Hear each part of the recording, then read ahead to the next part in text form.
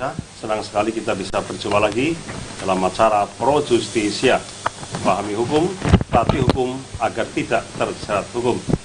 Seperti biasa, setiap malam minggu kami hadir menemani Anda, sekaligus mengajak Anda untuk berbincang-bincang mengenai berbagai hal di seputar dunia hukum. Dan malam ini, tema kita sangat menarik dan aktual tentunya, yaitu menjelang pendaftaran calon bupati dan wakil bupati Kebumen. Sedianya kami mengundang narasumber dari partai politik juga, ya, dari PDI Perjuangan, namun sampai saat ini belum hadir di studio dan kami belum mendapatkan konfirmasi.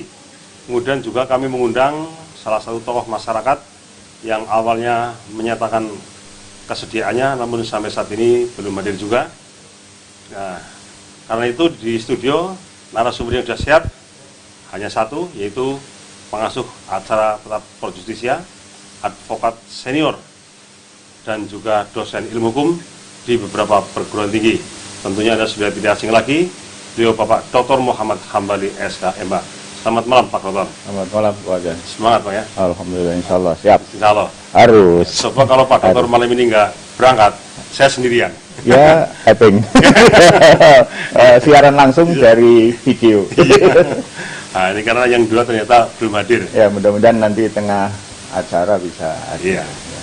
Dan pemirsa, tentunya kita juga mengikuti informasi yang berkembang di Kabupaten Kebumen, khususnya terkait dengan proses atau tahapan pemilihan Bupati, Wakil Bupati Kabupaten Kebumen, di mana dalam waktu yang tidak lama lagi, mestinya partai politik atau gabungan partai politik mendaftarkan calon bupati dan wakil bupati, namun karena perwakilan dari narasumber PDI Perjuangan tidak hadir sehingga kami tidak bisa konfirmasi langsung kepada beliau. Namun demikian tidak berarti kita tidak bisa membahas masalah itu. Bagaimanapun juga kami berdua harus mengulas ya, membahas persoalan ini walaupun tanpa kehadiran dari unsur partai dan masyarakat. Nah, sampai saat ini tentunya kita juga mengikuti perkembangan berita yang ada bahwa kecenderungan calon yang akan mendaftarkan diri sebagai calon bupati dan wakil bupati itu hanya satu pasang itu sangat besar. Walaupun itu belum bisa dikatakan sebagai sebuah kepastian karena hari H pendaftaran belum tiba. Oleh karena itu, kita akan bahas bersama narasumber kira-kira masalah-masalah apa yang sekiranya dapat terjadi dalam persiapan menjelang pendaftaran calon bupati dan wakil bupati, termasuk juga implikasi yang akan terjadi kalau nanti yang mendaftar ternyata hanya satu pasang alias calon tunggal. Baik, saya akan segera berbincang dengan Pak Dr. Hambali. Pak Dr. Ini dari parpol nggak datang, jadi kita belum bisa konfirmasi sebenarnya partai mana yang mengusung siapa dan partai yang lain itu mengusung siapa juga.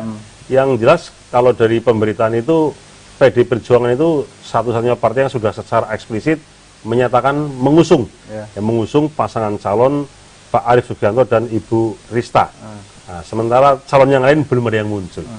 Nah, padahal kan harus mendaftar.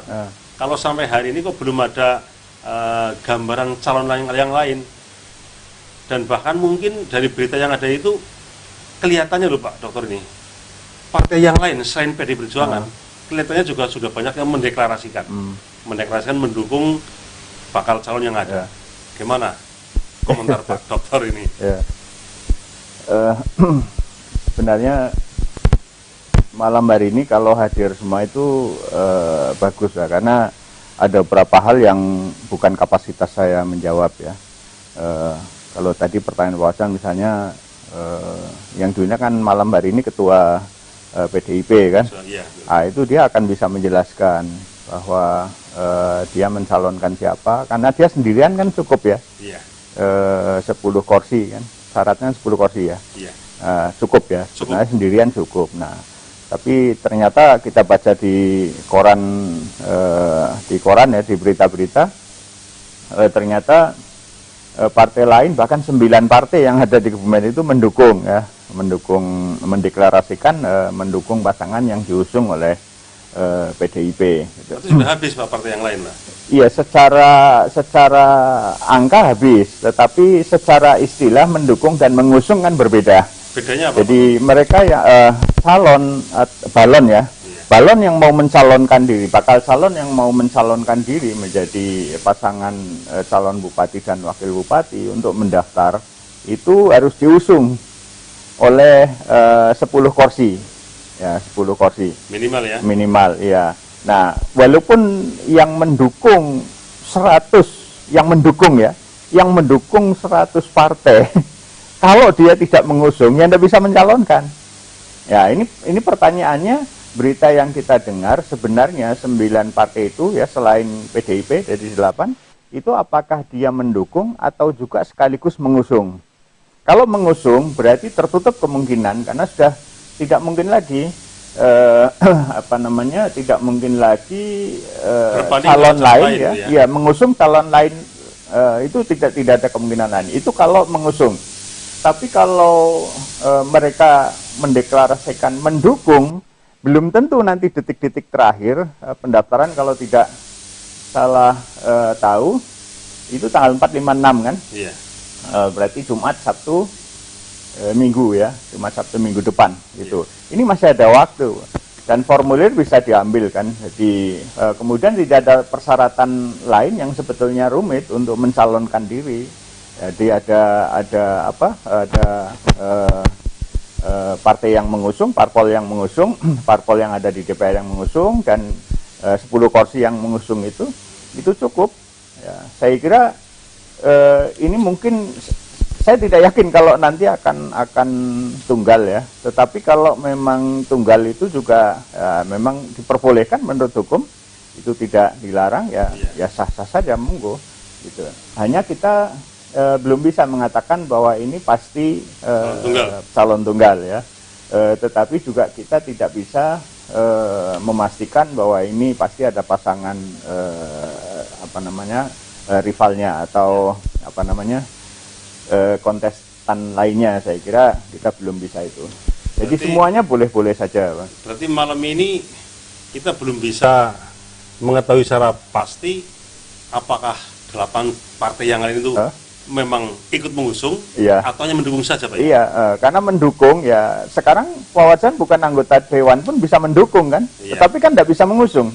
Saya juga bisa mendukung salah satu calon atau calon yang sudah ada ini, tapi saya kan tidak bisa mengusung. Gitu. Kita di luar kan, di luar parlemen.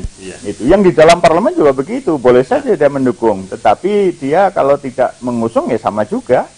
Gitu. Tapi kan kelihatannya kalau kita mengikuti berita di koran ya Pak Dokter ya, itu yang mendeklarasikan itu bukan cuma pengurus di tingkat kabupaten Pak, juga melibatkan pengurus provinsi, bahkan ada yang di tingkat pusat.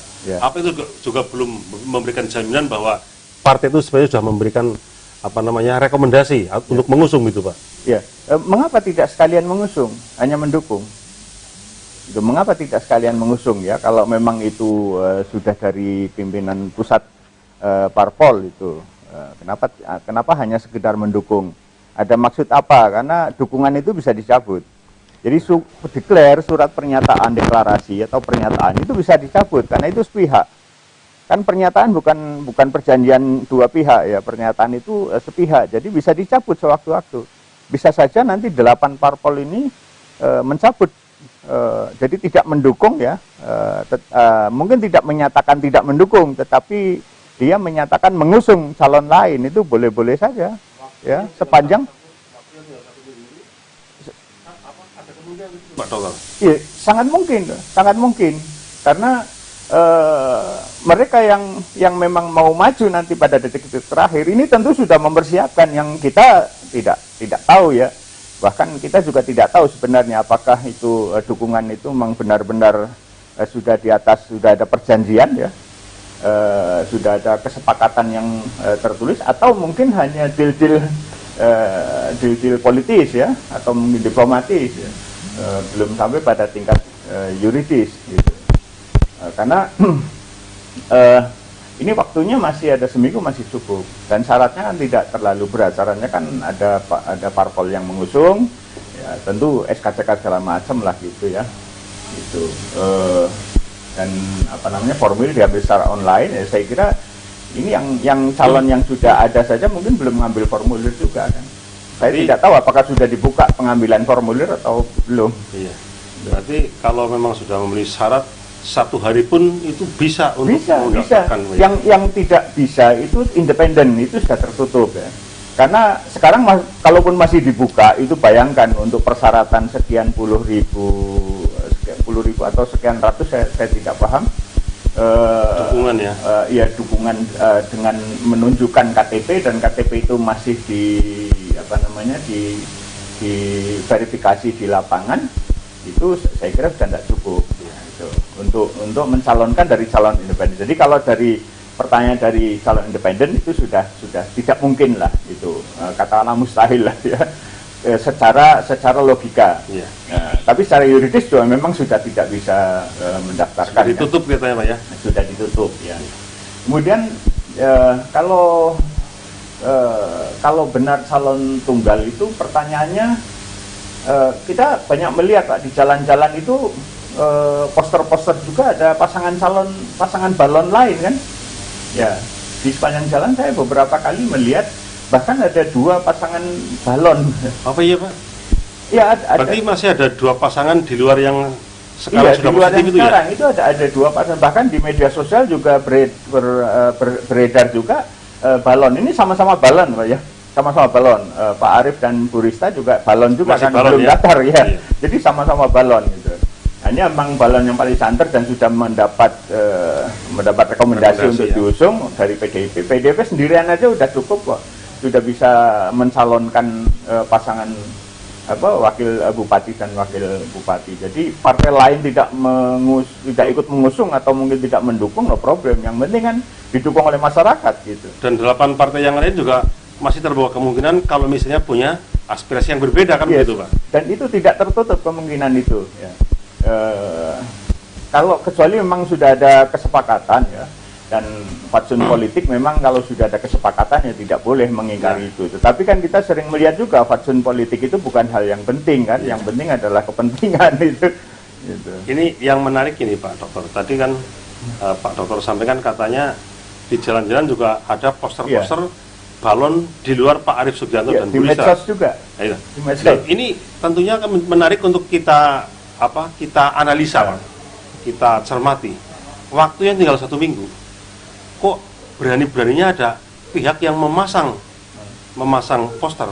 Itu kira-kira punya maksud apa? Apakah diam-diam juga sudah mempersiapkan skenario dan itu mungkin akan terjadi nantinya, atau hanya sekedar untuk meramaikan suasana gitu Pak Dokter? Ya bisa, yang pertama itu bisa juga sudah diam-diam sudah mempersiapkan, atau diam-diam sudah dipersiapkan gitu. Karena bisa jadi calon tidak tunggal itu bukan maju dengan sendirinya, tetapi memang diajukan ya. Karena kalau tunggal itu kan 50% plus 1 untuk menang. Yeah. Tetapi kalau tidak tunggal itu berapapun asal lebih tinggi kan menang. Yeah. Gitu lah.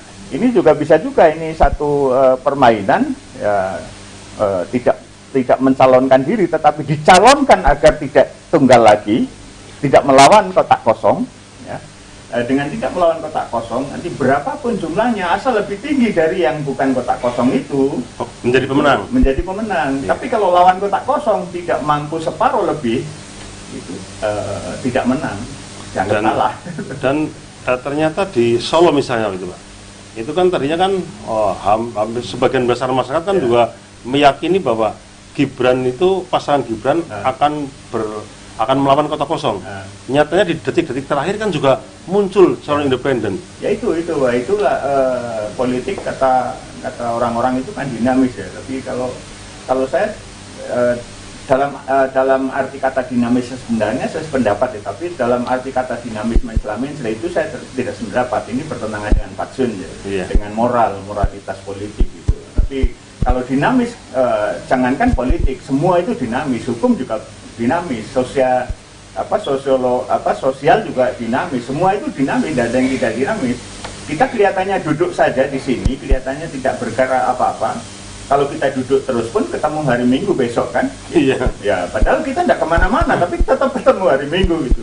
Baik. Itu tetap kalau dalam arti kata munafik, Bablimkan, saya tidak sependapat. Jadi bisa saja hal itu terjadi di sini. Kita Artinya lihat saja nanti. banyak sekali kemungkinan ya Pak ya, Ya. dalam di dunia politik Pak Ya, ya. nanti kita lihat saja. Kira-kira yang mencalonkan diri itu punya, ya maaf ya, kita tidak mengatakan dia no level ya.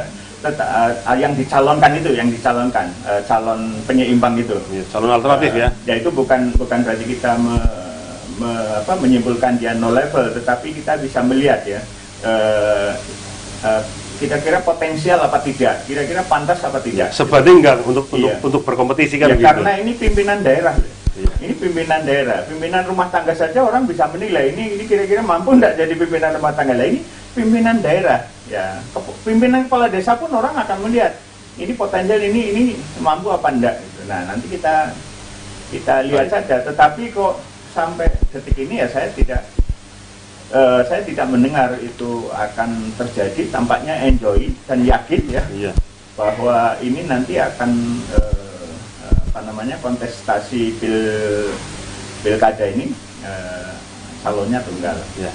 Nah, kemudian menurut aturan ini Pak Dokter ya, yang berwenang ya untuk mengeluarkan rekomendasi itu pusat Pak ya. Itu internal partai. Partai pusat ya. Internal partai ya. Bisa juga pusat, bisa juga mungkin sudah didelegasikan ke wilayah, ke provinsi atau mungkin ke kabupaten ya. Karena wilayah bisa juga. Kalau DPD PAN itu DPD itu kabupaten lah. Tetapi Golkar itu juga DPD kabupaten ya. Jadi maksud saya bisa juga pusat, bisa juga provinsi, bisa juga kabupaten. Tapi pada intinya tentu pusat ya. Gitu. Tetapi bisa juga sudah didelegasikan ke provinsi atau silakanlah pilih yang paling baik. Tapi pada umumnya yang saya dengar itu ya kembali ke pimpinan Pusat ya. Iya. Artinya ketika pimpinan pusat itu dengan daerah itu bisa saja terjadi perbedaan aspirasi Pak ya. Mungkin saja di daerah misalnya pengurus di tingkat kabupaten sudah mendeklarasikan, wah kami mendukung ini, tapi ternyata tiba-tiba dari pusat itu mengeluarkan rekomendasi yang berbeda. Bisa terjadi nggak Pak Taulan? Bisa terjadi. Hanya saja memang kalau surat keputusan itu harus dikeluarkan dari pusat ya itu terjadi secara material, secara formal tidak ya. Artinya tetap surat-surat dukungan atau pengusungan itu tetap kepada calon itu. Tetapi kalau sudah beda pendapat, kayak di Solo itu kan beda pendapat antara pusat dengan lokal kan? Iya. Gitu. Secara material bisa terjadi, tapi secara formal kalau memang surat keputusan itu harus dikeluarkan dari pusat ya tidak bisa. Secara formal ya. Daerah nggak bisa Membuat SK sendiri. Ya, gitu. membuat pilihan lain nggak bisa ya? Bisa ya, karena itu tidak akan laku di KPU. Baik. Dan masih ada waktu ya. Nah, saya mau break dulu Pak. Oh iya. Baik pemirsa, kita udah berbincang-bincang mengenai saat-saat menjelang pendaftaran calon dan nampaknya sampai malam ini kita masih berspekulasi bersama-sama bahwa calonnya mau tunggal atau tidak juga kita belum bisa memastikan karena kebetulan saja dari perwakilan partai tidak hadir sehingga kita tidak bisa melakukan klarifikasi. Dan sebelum kita break, saya ingatkan kepada para pemirsa, jika Anda ingin bergabung silakan hubungi kami melalui saluran SMS atau WA ke 0821 333 55547 dan program ini bisa Anda saksikan melalui YouTube Live maupun Facebook Live. Dan jangan kemana-mana, kami harus break sejenak. Setelah itu kita akan kembali membahas masalah ini secara lebih dalam lagi. Tetaplah di Pro Justisia.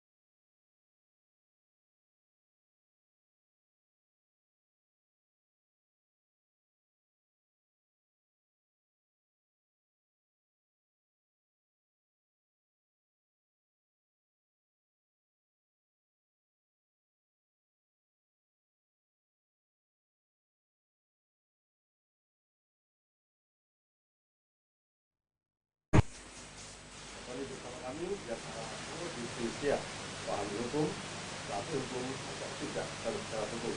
Kita akan lanjutkan perbincangan kita mengenai tema pada malam hari ini menjelang pendaftaran calon bupati dan wakil bupati Kebumen. Dan bagi pemirsa yang ingin bergabung masih cukup waktu, silakan hubungi kami melalui saluran SMS atau WA di 0821 333 55547. Dan saya akan melanjutkan perbincangan ini. Dan sebelum ke narasumber, biasanya ada SMS yang masuk, akan saya bacakan. Ya, SMS-nya mana ini? Ya. Assalamualaikum warahmatullahi wabarakatuh. Halo Pak Hambali, tahapan KPU semoga berjalan sesuai tahapan. Tentang pilkada Kebumen, warga sudah pintar dan jeli. Ya itulah politik. Semoga Kebumen tambah maju, gitu aja. Itu ajalah komentarku dari Yuda. Kalau nggak salah Yuda pernah mengirim SMS dari Gomong ya. Ya, terima kasih Mas Yuda. Mas Yuda ini cuma berkomen aja. Berkomen. Ya. Mungkin Pak Hambali akan memberikan tanggapan atas komentar dari Yuda. Silakan Pak Hambali. Iya, kita harapkan tahapan pilkada sesuai berjalan sesuai tahapan ya. Kemudian hasilnya juga sesuai dengan harapan masyarakat Kebumen, bukan harapan calon. Kalau calon jelas ya berharap jadi, tapi masyarakat kan juga jauh lebih berharap agar menjadi masyarakat yang sejahtera kan. Kemudian ya syukurlah kalau memang sudah pintar dan jeli ya, karena gini Pak Wajan ya. Jadi sebenarnya seperti dalam proses ya malam Ahad kemarin, Sabtu malam kemarin itu saya sampaikan dalam closing statement ada dua hal yang penting dalam pemilu, segala macam pemilu termasuk pilkada. Yang pertama, masyarakat itu jangan sampai kehilangan hak pilih. Jadi harus jeli juga hak pilih dia hilang apa enggak. Bahasa Jawanya ketelingset apa enggak gitu. Itu harus jeli. Sehingga harus dipantau terus. Di Kebumen itu kan pilkada tanggal 9 Desember ya. Gitu. Sebenarnya bagus kalau 12 Desember itu lebih mudah diingat ya. 12 02 20 kan itu kan 12 20 kan itu lebih ingat ya. Ya tapi ya oke lah itu enggak apa-apa tanggal 9 kalau sering didengungkan kan orang akan hafal tanggal 9 Desember. Kemudian hal yang penting kedua itu masyarakat jangan sampai salah pilih. Karena memilih itu hanya tempo mungkin tidak sampai 1 detik ya gitu, tinggal nyoblos dan apa namanya memilih atau mengangkat orang itu jauh lebih mudah daripada memberhentikan orang. Kalau sudah terlanjur salah pilih, ternyata salah pilih, itu sangat berbahaya. Maka pilih yang apa namanya yang paling tepat. Lah untuk milih yang paling tepat harus dipelajari benar track record atau rekam jejak calon ini kan gitu. Saya tidak bermaksud kalau nanti ternyata calon tunggal, saya tidak bermaksud apa namanya tidak bermaksud berkampanye kotak kosong, tidak ya. Tetapi kotak kosong itu juga pilihan, Pak. Jadi iya, kalau calonnya tunggal nanti pilihannya kan dua, satu calon yang orang, yang kedua calon yang kosong kan gitu. Itu sehingga bisa saja dua-duanya punya potensi menang, punya potensi kalah. Kotak kosong bisa juga kalah, bisa juga menang. Demikian juga calon yang manusia itu bisa juga menang, bisa juga kalah. Kalau memang tidak yakin benar ya. Apa namanya agar jangan sampai pilih benar-benar harus diteliti Pak. Kalau memang tidak yakin benar-benar akan mensejahterakan rakyat ya apa salahnya tidak dipilih kan gitu, karena memang punya pilihan lain yaitu kosong. Nah kalau kota kosong nanti tidak ada bupatinya, tidak demikian gitu. Kalaupun itu nanti akan ada pilkada ulang atau ditunjuk pejabat ya untuk menjalankan tugasnya. Jadi apa namanya ini penjelasan ya, bukan saya berkampanye pilihlah kotak kosong, tidak. Kotak kosong itu pilihan, tetapi apa namanya kalau memang memilih kotak kosong itu tidak baik ya pilih saja yang tidak kosong dan sebaliknya. Kemudian ini menarik Pak. Mas Yuda menyampaikan bahwa warga sudah pintar dan jeli. Ya. Ini dimaksud dengan pintar dan jeli sebenarnya konteksnya apa ini Pak? Iya, ya. Jadi pintar saya tidak paham persis, tapi saya tangkap bahwa itu tidak usah khawatir, bahwa masyarakat Kebumen itu bisa memilih, ya, bisa memilih dengan cermat, bisa memilih dengan tepat, ya. Karena apa ya? Karena belajar ya, kita pemilu pilkada kan sudah berkali-kali, gitu. Kemudian juga masyarakat sekarang itu atensi terhadap pilkada itu cukup besar, sehingga saya kira masyarakat sudah cukup belajar untuk mengikuti pilkada yang akan datang. Nah, yang namanya jeli itu kan cermat, ya. Jeli itu cermat. Ya, mudah-mudahan benar-benar, dan mari kita ikut ikut sebarluaskan pendidikan politik agar masyarakat itu melek politik. Bahwa politik itu bukan mencela-mencela, Pak. Politik itu kan sering kita bicarakan, bahwa politik itu politia, jadi satu hal yang bersifat untuk mengatur negara. Dalam hal ini mengatur kabupaten, kepala daerah kabupaten. Untuk mengatur kabupaten itu dengan politik, gitu. Nah, politik itu ada hukumnya juga, namanya hukum administrasi negara, gitu. Sebagai pelaksana untuk memimpin daerah itu, kalau politik diartikan mencela-mencela itu sangat berbahaya. Jadi tetap harus berdasarkan pada hukum administrasi negara. Nah, apakah orang yang disodorkan untuk dipilih itu memahami itu dan benar-benar akan mesejahterakan, karena memang tujuan negara yang terakhir adalah kesejahteraan sosial, kan, keadilan sosial bagi seluruh rakyat Indonesia. Itu kalau memang tidak yakin, namanya kesejahteraan itu bukan sekedar bagi-bagi uang, ya Pak, ya. Jadi bagi-bagi uang itu belum tentu mensejahterakan, karena 1 juta itu satu hari juga bisa habis, tetapi bisa juga tidak habis. Maka saya pernah guyon, ya, dengan keluarga, tolong kasih belanja itu yang lebih, gitu. Sebenarnya kasih uang belanja lebih itu bukan urusan pemberi tapi penerima, kan. Kalau dikasih 10.000 misalnya tidak dipakai, kan lebih juga, gitu, misalnya. Ya, baik. Demikian Mas Yuda, ya, tanggapan dari narasumber, jadi komentar narasumber atas komentar Mas Yuda. Iya. Sekarang saya akan bacakan SMS berikutnya. Selamat malam para narasumber. Terus terang saya menyesalkan sekali kalau sampai terjadi calon tunggal itu, ya, calon tunggal mungkin alias lawan kota kosong. Yang saya gak habis pikir, bisa-bisanya semua parpol satu suara satu dukungan. Memang tidak ada satupun parpol yang berpikir kalau tidak mungkin semua pemilih punya pilihan yang sama sehingga perlu calon alternatif. Makasih. Jadi sudah ada satu ungkapan kekecewaan, penyesalan dan juga kekecewaan, bahwa masyarakat tentunya tidak menginginkan terjadinya lawan kota kosong. Dan yang mereka sayangkan justru parpolnya ini. Parpol kok bisa-bisanya semua parpol langsung satu suara. Nah, tidak ada satupun yang berpikir jangan-jangan kok ada yang aspirasi yang berbeda, kita siapkan calon alternatif. Tanggapan narasumber. Kalau musik satu suara enak, ya, kalau musik, ya. Tapi itu pun kalau mono, ya, tidak stereo juga tidak nyaman juga, gitu, ya. Sudah satu suara mono lagi, kan, gitu, bukan stereo.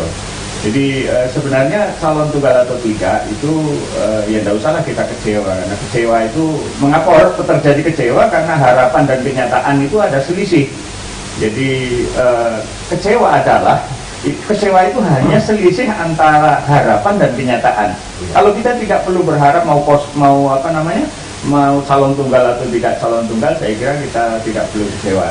Calon tunggal kan mungkin satu keniscayaan atau satu keharusan, karena ada calon lain yang mampu. Barangkali boleh buat. Ya, kita tidak bisa paksakan. Kalau memang satu-satunya di Kebumen itu hanya pasangan Rista yang dianggap paling mampu oleh parpol, ya silakan, gitu.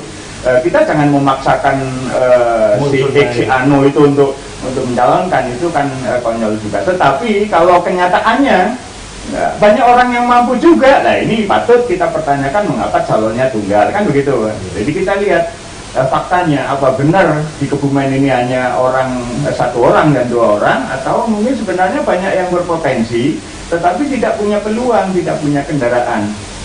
Nah, adapun parpol satu suara mendukung satu pasangan ya, atau mengusung satu pasangan, ya itu memang secara hukum sah-sah saja, boleh-boleh saja mendukung dia, baik secara aklamasi maupun secara masing-masing sendiri mendukung, itu sah-sah saja di dalam hukum diperbolehkan ya. Cuma persoalannya di dalam teknis pilkada itu ada calon kosong gitu yang berbentuk kotak kosong. Ini parpol juga harus mempertimbangkan itu, karena apa? Parpol itu bukan yang menentukan bahwa calon yang dia usung itu pasti jadi, karena yang menentukan siapa yang jadi adalah rakyat kan. Iya. Siapa yang mempunyai hak milih itu, siapa pemilih itu yang menentukan yang akan jadi siapa. Jangan-jangan yang akan jadi yang kosong.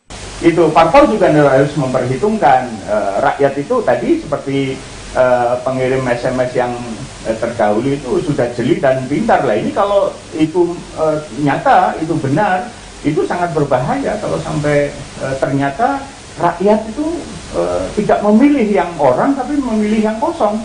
Itu mau apa kalau begitu, Pak?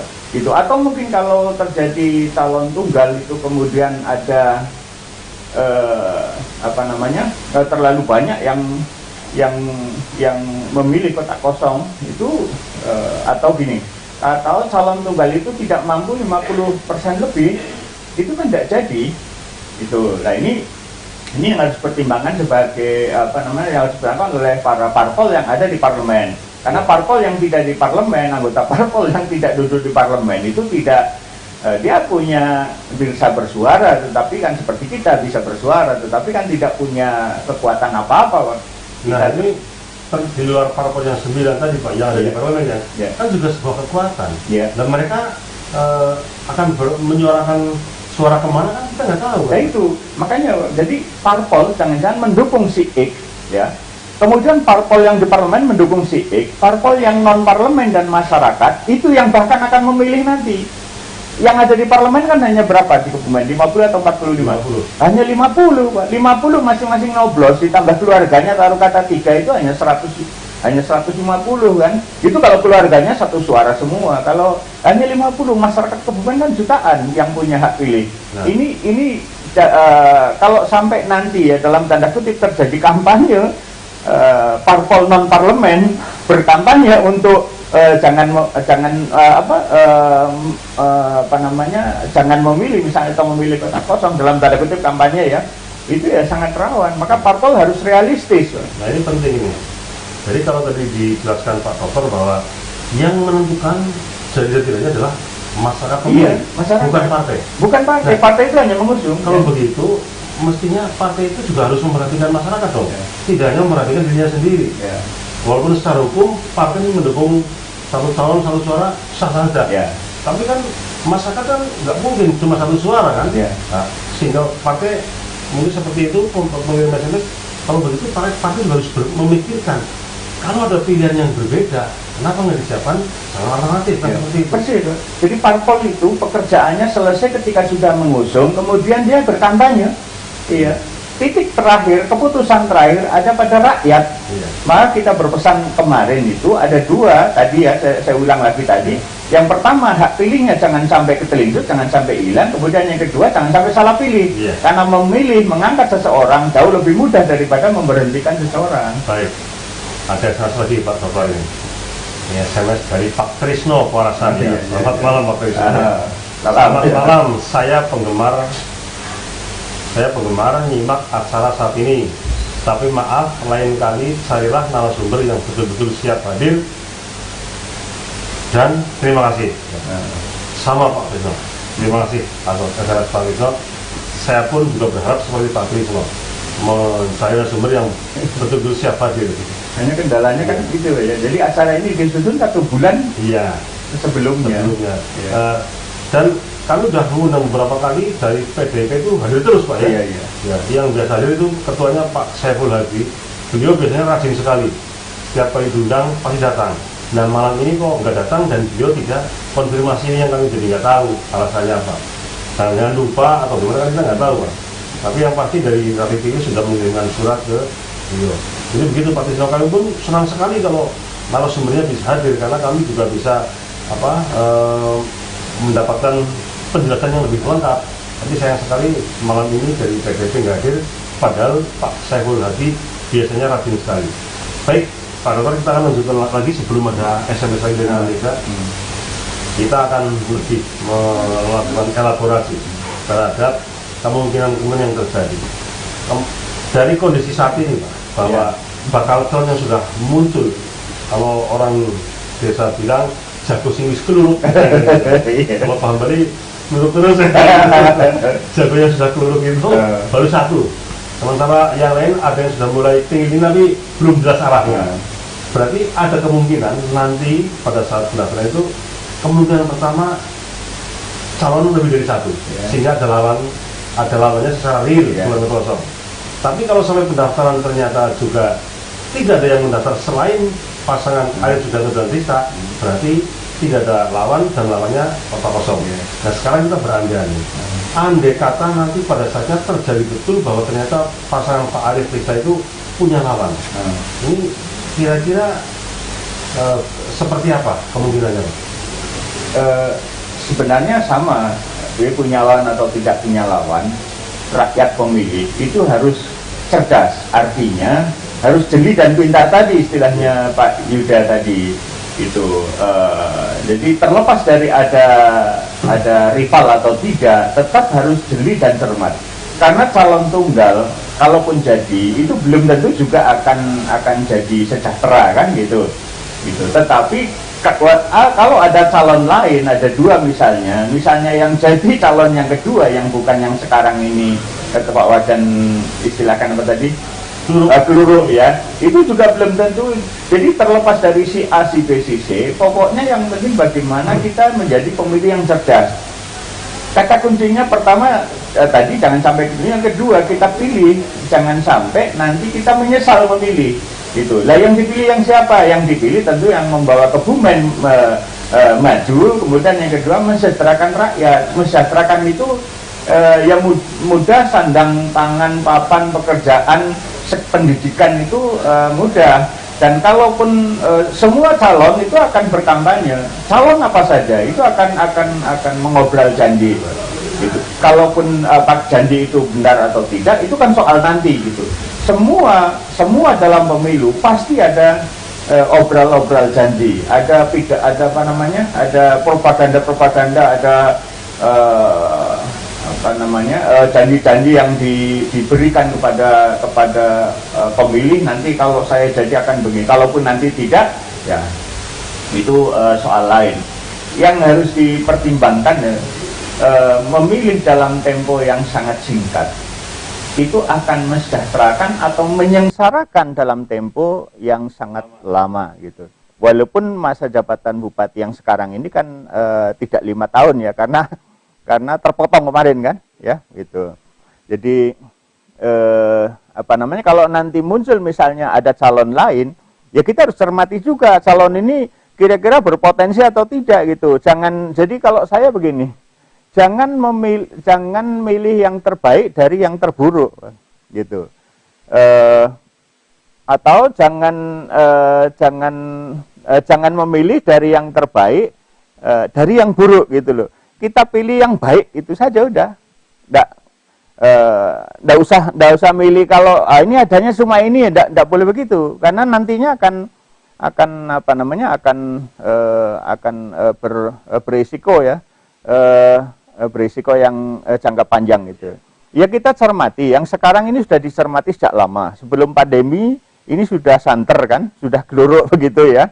Nah ini karena ada masa pandemi kan memberikan peluang kepada calon-calon lain yang mungkin kalau tidak ada pandemi COVID ini sudah selesai, sudah bisa nyalon. Nah sekarang masih ada kesempatan. Kalau dihitung sekarang kira-kira 5 hari lagi kan gitu. Gitu. Kalau misalnya waktu yang tinggal 1 minggu kurang, iya. Kok tiba-tiba kemudian muncul calon yang lain, ada jago yang keluruk lagi. Iya. Dalam waktu logikanya orang yang mau mencalonkan sudah mempersiapkan cukup lama waktu. Iya. Karena bukan pilihan ketua RT, Pak. Ini kepala daerah, ini sesuatu yang sangat penting. Nah kalau kemudian tiba-tiba muncul, apakah tidak menimbulkan pertanyaan apakah ini orang benar-benar nyalon memang dipersiapkan dari awal atau memang secara dadakan saja karena ada mungkin ada permintaan atau dari saran dari mana gitu Pak? Jadi bukan mencalonkan tapi dicalonkan oleh calon ya gitu ya. Ya itu soal lain, artinya yang penting secara hukum terpenuhi.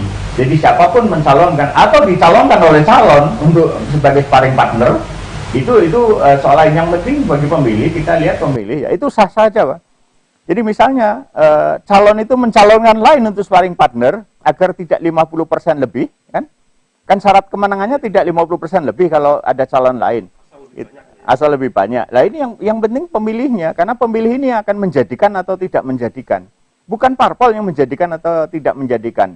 Kedaulatan ada di tangan rakyat, bukan di tangan parpol gitu loh. Pernah kita sampaikan ini. Nah kita cermati saja. Dan ini tidak menutup juga bisa timbul bahaya Pak, kalau misalnya itu dia mencalonkan diri, ya kalau dia menang ya, calon katakanlah ini calonnya satu ya, kemudian nanti calonnya ada dua misalnya. Kalau dia mencalonkan diri kemudian dia menang, ya itu memang hak dia ya. Tapi kalau dia dicalonkan oleh calon untuk menjadi sparring partner, katakanlah begitu, itu kalau sampai jadi, ya itu juga tidak masalah. Boleh-boleh saja, walaupun dia tadinya jadi sparring partner malah menang gitu. Iya. Baik, itu spekulasi. Ya, kembali ke pemilih. Iya, itu spekulasi kita kalau calonnya ada lawannya. Iya. Sekarang kita akan perdalam pada suasana ketika calon tunggal alias lawan kota kosong. Itu secara hukum tadi disampaikan pada sah saja Pak ya. Sah, ya. Tetapi secara demokratis Pak. Apa ini satu pertanda demokrasi kita yang semakin baik atau semakin memburuk?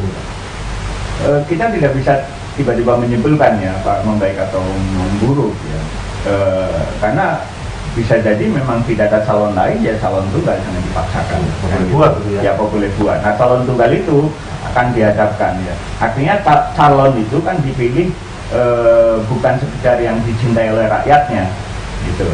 Apalagi sekarang ini untuk mencalonkan diri itu diusung oleh parpol gitu. Berarti belum tentu orang yang dicintai rakyatnya, asal dia dicintai parpol itu akan nyalon kan gitu, bisa menjadi calon.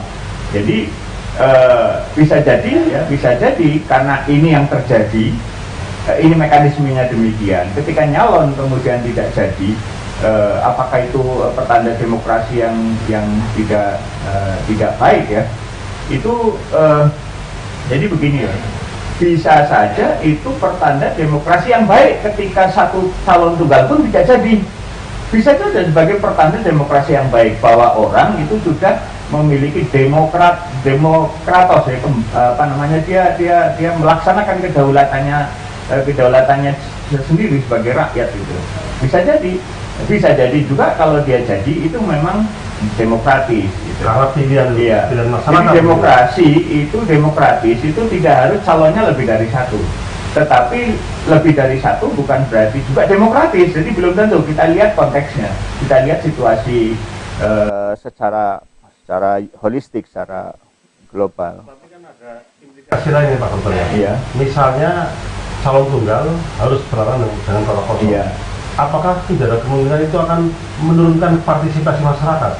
Karena begini Pak, katakanlah masyarakat ada yang mendukung calon yang ada, ada masyarakat yang tidak mendukung calon yang ada.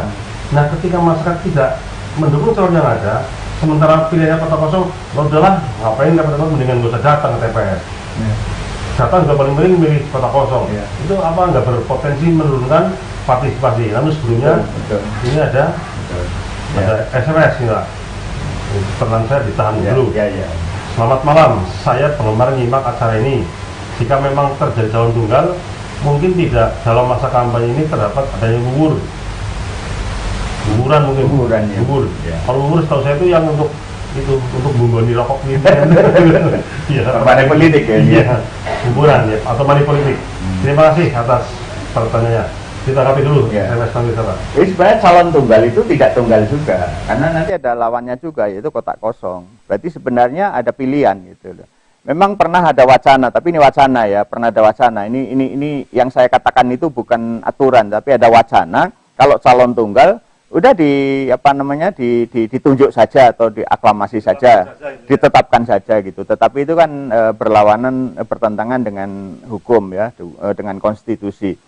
Jadi walaupun calon tunggal itu tidak kemudian tunggal, karena calon tunggal belum tentu jadi. Kasus awal kejadian awal calon tunggal yang tidak jadi di Makassar itu kan Pak, tahun 2015 kalau tidak salah ingat itu kan. Pernah terjadi calon tunggal tidak jadi, padahal ya secara kita mengira kan bahwa calon tunggal itu tidak punya lawannya itu kotak kosong, dan kotak kosong juga bisa menang gitu. Jadi calon tunggal itu tidak tunggal gitu. Potensi unggulan gimana Pak?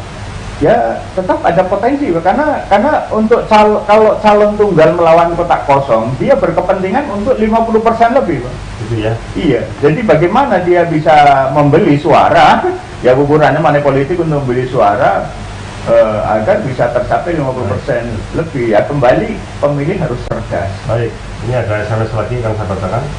Selamat malam Bapak pembawa acara dan narasumber.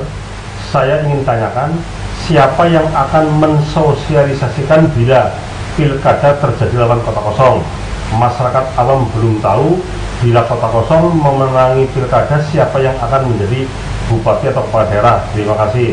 Ya, terima kasih kepada SMS. Justru pertanyaan Anda ini kan penting sekali untuk dijelaskan oleh narasumber supaya masyarakat jadi tahu. Betul Pak, saya kira orang yang punya pertanyaan seperti pengirim SMS banyak juga Pak.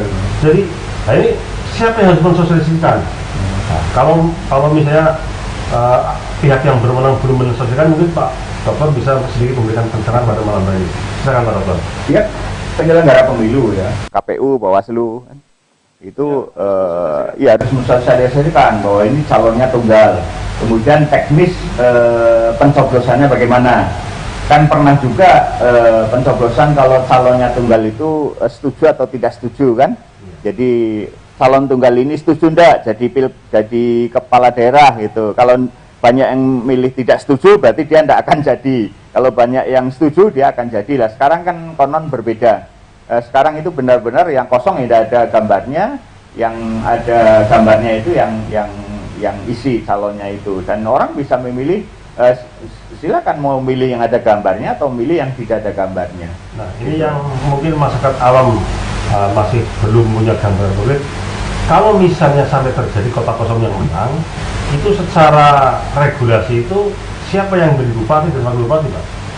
Kan bupati yang ada habis masa jabatan ya. Itu nanti itu kewenangan pemerintah pusat yang didelegasikan ya ke Mendagri, kemudian mungkin gubernur ya. Ini soal teknis ketatanegaraan ya. Jadi yang jelas nanti kalau tidak mungkin pimpinan daerah itu kosong, walaupun mungkin itu PLT atau mungkin PJ ya, kemungkinan PLT kan. Nanti siapa yang ditunjuk? Kemungkinan Mendagri.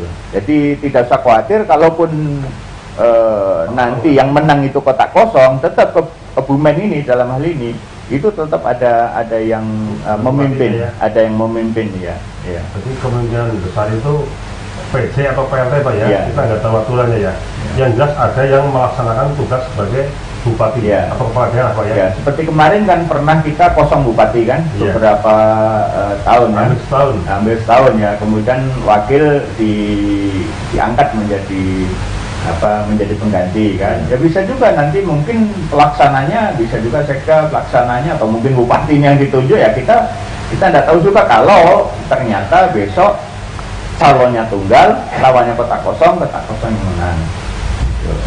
Ya kalau saya kalau ditanya harapannya yang menang siapa, yang menang yang paling baik gitu. Iya. Baik. Ya, baik Pak Dokter, ini kita waktu itu sudah hampir habis. Terakhir yang pertanyaan saya tadi jawab singkat aja Pak. Apa ya? Saya juga lupa. Iya. Jadi partisipasi Pak. Kalau lawan kota kosong apa tidak berpotensi menurunkan partisipasi pemilih Pak? Ya mungkin saja menurunkan partisipasi pemilih ini juga sangat berbahaya juga Pak. Makanya sosialisasi menjadi penting ini. Jadi itu terjawab pada pertanyaan berikutnya ya. Jadi sosialisasi menjadi penting bahwa partisipasi justru kalau tidak lawan kotak kosong itu berapapun yang milih ada yang jadi gitu loh. Tapi kalau lawan kotak kosong belum tentu ada yang jadi Pak. Jadi bisa juga kotak kosong yang yang menang. Nah, bagaimana partisipasi meningkat? Ya kembali kepada penyelenggara pemilu. Penyelenggara pemilu siapa? Ya KPU, kemudian siapa? Bawaslu ya. Kemudian kontestan juga bukan kampanye untuk memilih dirinya, tetapi kampanye agar pilkada ini berjalan sukses ya. Yang namanya sukses itu tidak harus memenangkan dirinya gitu, berjalan dengan baik, aman, lancar, tidak ada gesekan gitu. Kemudian saya mau ngomong tadi lupa. Jadi itu soal partisipasi ya, soal partisipasi. Iya lupa, saya mau ngomong benar-benar lupa. Mau tidak mau ini pekerjaan berat bagi KPU. KPU menghadapi pekerjaan yang lebih berat lagi, Pak. Ya. Kalau ada lawannya mungkin orang memang ada alternatif pilihannya. Ya. Tapi kalau masyarakat sudah punya persepsi yang salah, lah milik kota kosongnya percuma lah, mendingan urusan marat baik. Nah ini yang harus menjadi tanggung jawab KPU, memberikan pencerahan pada masyarakat bahwa calon dan kota kosong itu sama-sama pilihan yang sah kan gitu. Ya, baik, ini waktunya habis, mungkin ada closing statement Pak. Jadi pemirsa yang kami hormati, jadi kembali saya ingin ingatkan ada dua hal penting dalam pemilu, termasuk pilkada, pilihan kepala daerah. Yang pertama, hak pilih Anda jangan sampai tidak tercatat, jangan sampai hilang. Kemudian yang kedua, pilihlah calon kepala daerah, pilihlah yang menurut kita itu yang akan mesejahterakan rakyat Kebumen dan memajukan Kebumen. Karena apa? Karena lebih mudah memilih, lebih mudah mengangkat daripada memberhentikan. Itu kata kuncinya. Terima kasih. Terima kasih Pak Dokter. Demikian pemirsa perbincangan kita pada malam hari ini. Yang jelas sampai hari ini kita belum bisa memberikan jawaban apakah calon bupati kita nanti tunggal atau ganda, tidak tahu. Yang pasti kalau kita ingin tahu, tunggu saja tanggal mainnya, tanggal 4 sampai 6 September kalau tidak salah, masa-masa pendaftaran calon bupati dan wakil bupati. Setelah itulah baru kita akan tahu siapa saja calon bupati dan wakil bupati yang akan berkompetisi pada tanggal 9 Desember itu, apakah mau tunggal atau ganda. Ini saya kira belum bisa kita dapatkan jawabannya pada malam hari ini. Dan atas berbagai kemungkinan saya kira KPU dan Bawaslu selaku penyelenggara itu sejak sekarang sudah mulai banyak melakukan sosialisasi, karena bagaimanapun juga sampai saat ini potensi yang lebih besar adalah akan terjadinya kota kosong. Oleh karena itu perlu sosialisasi yang lebih intens lagi agar masyarakat mendapatkan pemahaman yang jelas bahwa pemilihan kepala daerah dengan kota kosong pun itu konstitusional, itu sah secara hukum. Dan di akhirnya kita semuanya berharap siapapun yang jadi bupati Kebumen, kita berharap mudah-mudahan betul-betul yang mampu membawa kehidupan kita, masyarakat Kebumen semakin sejahtera dan Kebumen ke depan semakin maju. Sampai jumpa. Wassalamualaikum warahmatullahi wabarakatuh.